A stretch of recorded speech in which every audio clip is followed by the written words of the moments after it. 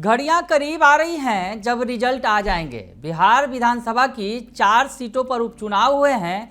Result का इंतजार है। रिजल्ट क्या होगा हम आपको ये बताने की कोशिश कर रहे हैं। नमस्कार, दर्श न्यूज में आपका स्वागत है। मैं हूं अनुराग।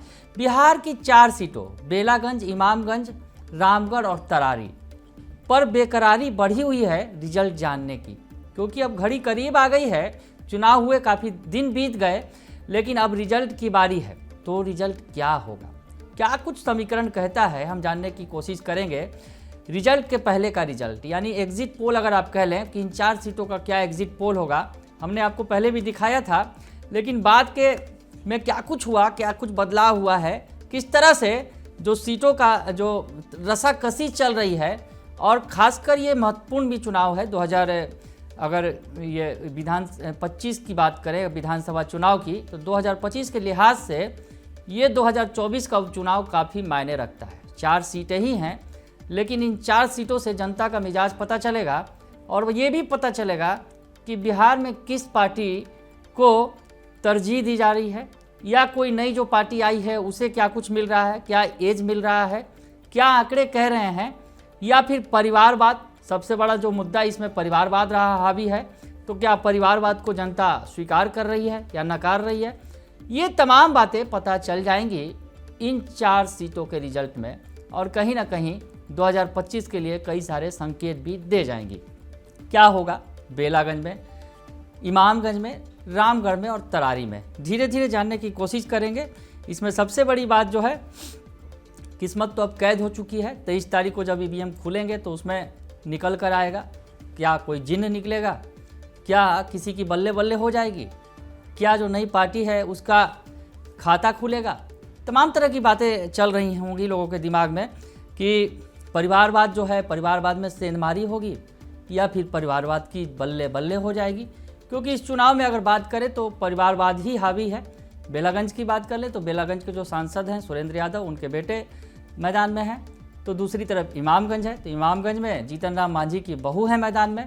तीसरी तरफ तरारी की बात करें तो जो पूर्व विधायक रहे हैं सुनील पांडे, उनके बेटे हैं मैदान में।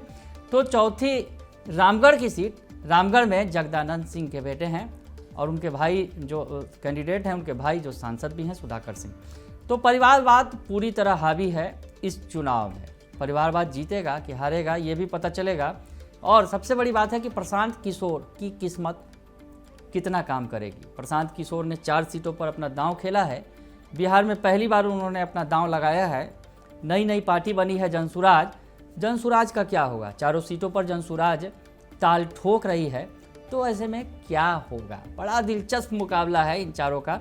तो चारों की हम बात करना चाहेंगे। और सबसे बड़ी बात है कि अगर आरजेडी की बात करें तो आरजेडी के अंदर आरजेडी की प्रतिष्ठा भी दांव पर है, तो दूसरी तरफ बीजेपी की भी प्रतिष्ठा दांव पर लगी हुई है। बीजेपी 2 सीटों पर चुनाव लड़ रही है, तो आरजेडी और उनके सहयोगी आरजेडी कहें तो 3 सीटों पर अपना दांव लगा रही है।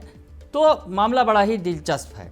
क्या कुछ होगा, क्या त्रिकोणात्मक संघर्ष है, तमाम तरह की बातें आपके दिमाग में दिलो दिमाग में उभर कर सामने आ रही होंगी। तो सबसे पहले चलते हैं रामगढ़। रामगढ़ में क्या होगा। रामगढ़ जो काफ़ी महत्वपूर्ण है आरजेडी के लिहाज से। जगदानंद सिंह जो आरजेडी के अगर कहा जाए पिलर हैं, लालू यादव के सबसे खास हैं। जगदानंद सिंह जो आरजेडी के प्रदेश अध्यक्ष हैं, उनके बेटे मैदान में हैं अजीत सिंह। एक बेटे सांसद बन चुके हैं जो पहले रामगढ़ के विधायक थे, सुधाकर सिंह, जो राज्य सरकार में मंत्री भी बने थे। तो ऐसे में सुधाकर सिंह की जो सीट है वो खाली हुई है, तो अजीत सिंह उसे भरेंगे क्या, ये बड़ा सवाल है। लेकिन जो तस्वीरें निकल कर सामने आ रही हैं यहाँ से, रामगढ़ से, मुकाबला किसके बीच है। यहाँ पर भाजपा के अशोक सिंह हैं, तो बहुजन समाजवादी पार्टी जो है, बसपा का यहाँ खासा प्रभाव रहा है इस सीट पर। पिंटू यादव यहाँ से उम्मीदवार हैं, और यहाँ पर वो भी मजबूती के साथ ताल ठोक रहे हैं। क्या होगा, जो यहाँ पर बताया ये जा रहा है कि यहाँ पर MY समीकरण टूट रहा है। दरअसल जो बसपा के उम्मीदवार हैं पिंटू यादव और बीजेपी के अशोक सिंह के बीच कड़ी टक्कर देखी जा रही है, और आरजेडी के अजीत सिंह यानी जगदानंद सिंह के बेटे रेस में पिछड़ते नज़र आ रहे हैं। हम आपको बताएं कि राजपूत बिरादरी के वोट के भरोसे भी हैं, क्योंकि जगदानंद सिंह राजपूत बिरादरी से आते हैं और इसमें भी हिस्सेदारी हो गई है, कहीं ना कहीं बढ़ गया है। जो अगर बीजेपी का कोर वोट बैंक रहा है, अगड़ी जातियाँ जो हैं वो बीजेपी का कोर वोट बैंक रही हैं, तो ऐसे में बीजेपी ने राजपूत जाति में सेंधमारी कर ली और इधर बसपा ने सेंध लगा दी। अगर यूँ कहें कि बसपा के जो पिंटू यादव हैं उन्होंने माई समीकरण में सेंध लगा दी है, वाई जो है वो बिखर गया है। और अगर सबसे बड़ी बात कहें कि कुशवाहा, जिस समाज को लेकर लालू यादव जो है काफ़ी मुखर तौर पर सामने आए लोकसभा चुनाव में, उन्होंने बड़ा दांव खेला कुशवाहा समाज पर। औरंगाबाद में उसका रिजल्ट भी देखने को मिला। अभय कुशवाहा सांसद बन गए औरंगाबाद से। जो राजपूत बिरादरी का गढ़ रहा था वहाँ पर कुशवाहा समाज के व्यक्ति ने झंडा गाड़ा। तो ऐसे में कुशवाहा समाज के व्यक्ति को उतारा गया है जनसुराज की तरफ से। जो जनसुराज के उम्मीदवार हैं वो कुशवाहा समाज से आते हैं। तो मामला काफ़ी रस्साकसी भरा है, यानी आरजेडी का जो वोट बैंक है उसमें तमाम जगहों से सेंधमारी हो रही है। अगर यूँ कहें कि आरजेडी की तरफ से, आरजेडी के वोट बैंक में बीजेपी की तरफ से अगर कहा जाए अगड़ी वोट बैंक जो राजपूत जिसके भरोसे उतरी है आरजेडी, जगदानंद सिंह उतरे हैं, उनके बेटे सुधाकर सिंह विधायक रहे हैं यहाँ पर, और बेटे अब दूसरे बेटे अजीत सिंह हैं। तो ऐसे में जो उनके वोट बैंक में बीजेपी भी सेंधमारी कर रही है। पिंटू यादव जो बसपा, जिसका काफ़ी यहाँ पर प्रभाव है इस सीट पर, पिंटू यादव के तौर पर जो है माई समीकरण में सेंधमारी कर रहे हैं। और उसके अलावा जो कुशवाहा, जिसके भरोसे लालू यादव ने लोकसभा में अच्छी खासी अगर कहें तो सफलता भी हासिल की, वो जनसुराज के उम्मीदवार हैं, उन्होंने भी अपनी पूरी ताकत झोंक रखी है। तो ऐसे में मुकाबला यहाँ बड़ा दिलचस्प है और कहीं ना कहीं इसमें अगर यूँ कहें कि आरजेडी काफ़ी पिछड़ी हुई दिख रही है यहाँ पर। जो अगर जातिगत आंकड़ों के लिहाज से बात करें या फिर जनता का जो मिजाज देखा गया उस कि क्या कुछ रहा है चुनाव में, तो यहाँ पर आपको बताएं कि आरजेडी काफ़ी पिछड़ती हुई दिख रही है। यहाँ जो मुकाबला दिख रहा है, मुख्य मुकाबला बीजेपी और बसपा के बीच में। जी हाँ, तो ये जो है बाजी आखिरी में किसके हाथ में रहेगी ये तो रिजल्ट ही बताएगा। लेकिन यहाँ पर रेस से बाहर नज़र आ रहे हैं जगदानंद सिंह के बेटे सुधाकर सिंह के भाई अजीत सिंह, आरजेडी के उम्मीदवार। तो ये बात हो गई रामगढ़ की। रामगढ़ के बाद चलते हैं बेलागंज में। बेलागंज का मामला भी बड़ा ही दिलचस्प है। बेलागंज में भी मुकाबला बड़ा ही टफ है। यादव बनाम यादव की लड़ाई है और बेलागंज माई समीकरण का अगर कहा जाए गढ़ रहा है, आरजेडी का गढ़ रहा है। और अगर यूँ कहें कि सुरेंद्र यादव की सीट रही है, ये विरासत उनकी है, 34 साल से वो लगातार यहाँ पर विधायक हैं। उन्होंने इस बार लोकसभा का चुनाव जीता है और जहानाबाद से सांसद बने सुरेंद्र यादव। तो उनके बेटे जो है विश्वनाथ यादव वो मैदान में कूदे, यानी यहाँ भी परिवारवाद है। और आरजेडी का अगर बात करें कि आरजेडी का यहाँ पर जो माई समीकरण है उसमें भी सेंधमारी हुई है। दोनों ही तरफ से यादव ही जाति के उम्मीदवार हैं, जहाँ एक तरफ जो है विश्वनाथ यादव हैं जो सुरेंद्र यादव के बेटे हैं, और जदयू की मनोरमा देवी हैं जो बिंदी यादव की पत्नी हैं। बाहुबली के तौर पर जाने जाते रहे हैं बिंदी यादव, उनकी पत्नी है मनोरमा देवी, पूर्व में जेडीयू से एमएलसी भी रह चुकी हैं। तो माई समीकरण, यहाँ जो एमवाई समीकरण है वो आरजेडी के साथ इंटैक्ट रहा है हर वक्त अगर कहा जाए, और इसी के बदौलत आरजेडी के कैंडिडेट यूँ कहें सुरेंद्र यादव जो इनकी एक बड़े कद के नेता हैं, यहाँ पर सांसद हैं फिलहाल जहानाबाद से, वो यहाँ जीतते चले आए हैं। उनके मुकाबले में कोई खड़ा नहीं रहा है। तो बेलागंज में इस बार एमवाई समीकरण में सेंधमारी होती नज़र आ रही है।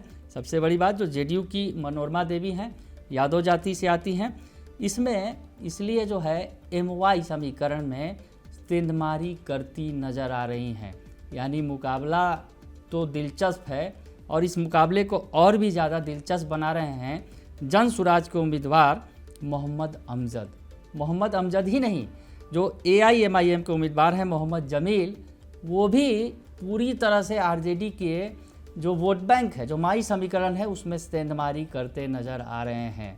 तो ऐसे में बेलागंज का इस बार जो है मुकाबला, बेलागंज का रिजल्ट अप्रत्याशित हो सकता है जैसा कि माना जा रहा है। मुकाबला तो अगर कहा जाए सीधे सीधे आरजेडी बनाम जेडीयू ही है, यानी महागठबंधन बनाम एनडीए की ही लड़ाई है, लेकिन इसमें गजब की सेंधमारी हो रही है। माई समीकरण में अगर बात करें तो AIMIM और जन सुराज के मोहम्मद अमजद हैं, जिनके लिए प्रशांत किशोर ने काफ़ी जोर लगाया, तो मोहम्मद अमजद और मोहम्मद जमील मिलकर उस वोट बैंक में सेंधमारी कर रहे हैं। आरजेडी का जो कोर वोट बैंक है यानी माई समीकरण, उसमें सेंधमारी करते दिख रहे हैं। तो ऐसे में सुरेंद्र यादव के बेटे विश्वनाथ यादव की कहीं ना कहीं ज़मीन खिसकती नज़र आ रही है, जिस तरह से माई समीकरण के भरोसे हो रहे हैं। ऐसे भी देखने को भी मिला था जब चुनाव का वक्त था, जब प्रचार चल रहे थे, उस वक्त आखिरी वक्त में लालू यादव भी बेलागंज पहुँचे थे और लालू यादव ने भी हुंकार भरी थी। और साथ ही साथ अभी हाल में ही शामिल हुए शहाबुद्दीन का परिवार, उनकी पत्नी और बेटे हिना साहब और ओसामा साहब ने भी हुंकार भरी थी, वो भी घूम घूम कर वोट मांग रहे थे। तो कहीं ना कहीं कोशिश की गई थी आखिरी वक्त में, क्योंकि ये डर सता रहा था कि माई समीकरण में सेंधमारी होगी। तो इस बार सेंधमारी है, ज़बरदस्त सेंधमारी है। आखिरी नतीजा क्या होगा ये आप समझ सकते हैं, लेकिन अभी फ़िलहाल ये कहना उचित नहीं होगा। लेकिन टक्कर बड़ी ज़बरदस्त है और यहाँ भी परिवारवाद को बड़ा ज़बरदस्त टक्कर मिल रहा है। आखिरी बाजी किसके हाथ लगेगी ये तो रिजल्ट ही बताएगा। ठीक है, आगे बढ़ते हैं। इमामगंज की बात करेंगे, बेलागंज के बाद इमामगंज चलते हैं और उसके बाद तरारी भी जाएंगे और तरारी में भी हम बताएंगे कि क्या होगा। इमामगंज में अगर बात करें तो इमामगंज में जीतन राम मांझी की बहू दीपा मांझी, जिनके पति बिहार सरकार के मंत्री भी हैं संतोष सुमन मांझी, तो दीपा मांझी मैदान में हैं। दीपा मांझी अगर यूँ कहें कि ससुर का उन्हें भरोसा है, ससुर के काम का, ससुर बिहार के मुख्यमंत्री रह चुके हैं जीतन राम मांझी, वर्तमान में केंद्र में मंत्री हैं और केंद्र में काफ़ी उन्हें एक अच्छा पद भी मिला हुआ है, अच्छे कैबिनेट मिनिस्टर हैं। तो ऐसी स्थिति में जीतन राम मांझी, जिनकी ये सीट थी इमामगंज से, वो विधायक थे पहले, तो उनकी ये सीट खाली हुई थी, तो बहू यहाँ पर उतरी है। विरासत की लड़ाई है, अगर यूँ कहें कि जो परिवारवाद जिसकी बार बार हम चर्चा कर रहे हैं वो भी यहाँ दिख रहा है। परिवारवाद यहाँ पर हावी है और यूँ कहें कि यहाँ पर भी मामला बड़ा ही दिलचस्प है, मामला त्रिकोणात्मक है। और जनसुराज, जैसा कि हर जगह हम कह रहे हैं कि जनसुराज का जो फैक्टर है, प्रशांत किशोर का फैक्टर है, कहीं ना कहीं वो अपना इफेक्ट डाल रहा है। तो ऐसे में क्या होगा इमामगंज में? इमामगंज में जो बताया जा रहा है कि दीपा मांझी त्रिकोणात्मक मुकाबले में फंस गई हैं, यानी मामला त्रिकोणीय हो गया है, सीधा सीधा नहीं है। आरजेडी बनाम एनडीए नहीं होकर जनसुराज का भी इफेक्ट यहाँ दिख रहा है। हम आपको बताएं कि आरजेडी के रोशन मांझी का यहाँ जो पलड़ा भारी है जीतन राम मांझी के बहू के मुकाबले। जीतन राम मांझी की जो बहू है दीपा मांझी, हालांकि काफ़ी जोर लगा रही हैं, उनके पति ने भी पूरा जोर लगाया, संतोष सुमन मांझी ने, जीतन राम मांझी ने भी और तमाम एनडीए के बड़े नेताओं ने जोर लगाया। लेकिन मामला यहाँ त्रिकोणात्मक है और आखिरी वक्त में फंसता नज़र आ रहा है। और यूँ कहें कि यहाँ पर आरजेडी का पलड़ा भारी दिख रहा है। रोशन मांझी यहाँ से उम्मीदवार हैं, आरजेडी के उम्मीदवार हैं, और पासवान जाति से आने वाले डॉक्टर जितेंद्र पासवान जो हैं वो कहीं ना कहीं इस खेल को बिगाड़ रहे हैं। जी हाँ, पासवान जाति से आने वाले जितेंद्र पासवान जो हैं, जनसुराज के उम्मीदवार हैं, वो कहीं ना कहीं दीपा मांझी का खेल बिगाड़ते नज़र आ रहे हैं। और आपको बताएं कि जब चुनाव प्रचार हो रहा था उस वक्त चिराग पासवान भी इस सीट पर प्रचार करने नहीं आए। ऐसे में पासवान जाति का जो वोटर है वो छिटकते नज़र आ रहे हैं और जितेंद्र पासवान की तरफ वो वोट जाता दिख रहा है। और सबसे बड़ी बात है, इसी वजह से जो है जीतन राम मांझी की बहू दीपा मांझी फंस गई हैं त्रिकोणात्मक मुकाबले में। कहीं ना कहीं चिराग पासवान का सपोर्ट नहीं मिला। जीतन राम मांझी और चिराग पासवान के बीच की जो लड़ाई थी वो मैदान पर भी दिखी, एकजुटता की जहाँ तक बात थी, लेकिन इमामगंज में चिराग पासवान ने पासवानों के बीच जाकर वोट नहीं मांगा। तो ऐसे में जो पासवान समाज है कहीं ना कहीं छिटकता दिख रहा है एनडीए से हटकर। जितेंद्र पासवान जो जनसुराज के उम्मीदवार हैं, प्रशांत किशोर के उम्मीदवार हैं। मामला त्रिकोणात्मक हो गया है और आखिरी वक्त में क्या होगा ये नहीं कहा जा सकता, लेकिन पलड़ा यहाँ आरजेडी का काफ़ी भारी दिख रहा है इमामगंज में। तो ये 3 सीट हुए, चौथी सीट तरारी। तरारी में भी बेकरारी बढ़ी हुई है, क्योंकि तरारी का भी रिजल्ट जानने के लिए सभी उत्सुक हैं। तरारी में भी अगर यूँ कहें वहाँ भी परिवारवाद है, क्योंकि पूर्व जिस तरह से पूर्व विधायक रहे हैं सुनील पांडे, बाहुबली के तौर पर उनकी छवि रही है। तो सुनील पांडे के बेटे मैदान में हैं, आखिरी वक्त में बीजेपी में शामिल हुए और बीजेपी से जो उनके बेटे हैं विशाल प्रशांत इस बार उम्मीदवार बनाए गए हैं बीजेपी के। तो बीजेपी के लिए भी ये प्रतिष्ठा का प्रश्न है तरारी में जो है। और यहाँ पर भी जो मुकाबला बड़ा ही दिलचस्प है, मुकाबले में आखिर बाजी किसके हाथ लगेगी ये बताएंगे। लेकिन फिलहाल जो है यहाँ पर भाजपा की प्रतिष्ठा दांव पर लगी हुई है। तरारी में सुनील पांडे पहले निर्दलीय भी ताल ठोक चुके हैं, हालांकि हार गए थे। इसके पिछली बार अगर कहें तो सुदामा प्रसाद जो यहाँ से विधायक थे तरारी के, चुनाव जीत गए, आरा के सांसद बन गए सुदामा प्रसाद, और उनके जगह राजू यादव को CPI-ML को ये सीट मिली और राजू यादव मैदान में उतरे हैं। तो यहाँ क्या होगा, यहाँ सबसे बड़ा जानना ये भी होगा क्योंकि भाजपा की प्रतिष्ठा यहाँ भी दांव पर लगी हुई है।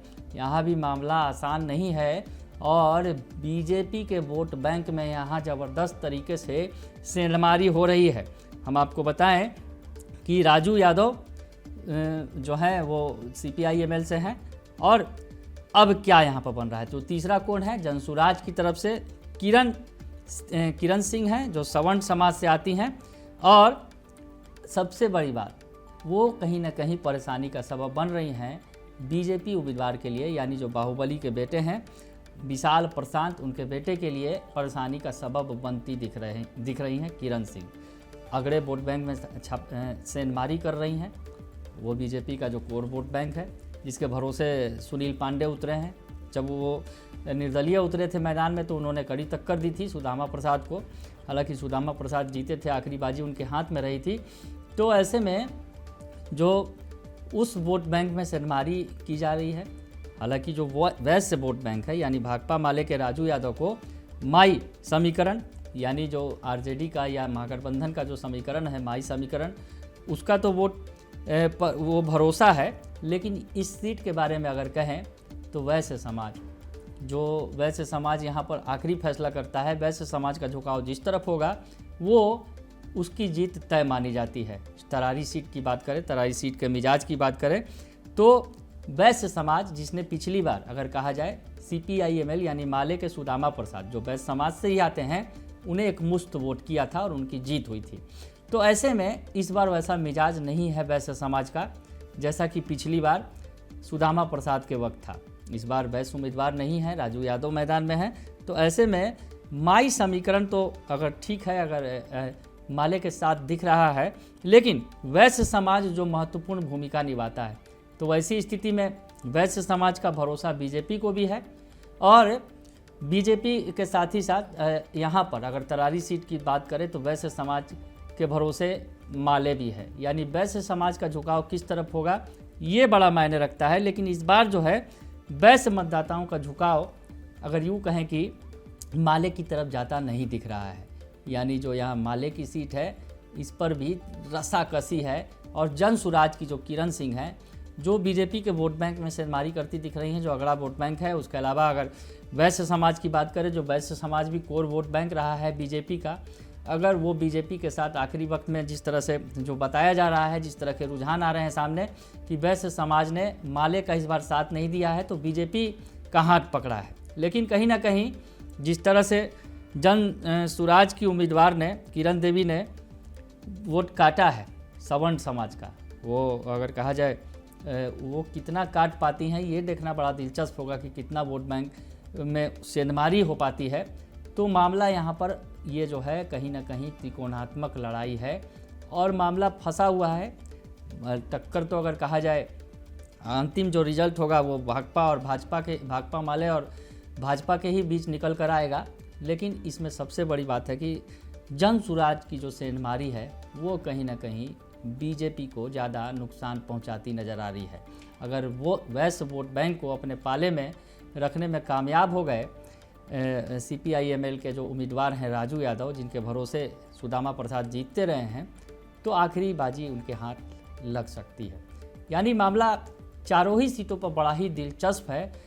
ज़्यादातर त्रिकोणात्मक संघर्ष है और परिवारवाद के पर कहीं ना कहीं अब चोट होगी, क्योंकि वोट तो हो चुके हैं। अब रिजल्ट बताएंगे कि चोट आखिर किस पर होगी। जो मुकाबला चारों ही सीटों पर दिलचस्प है।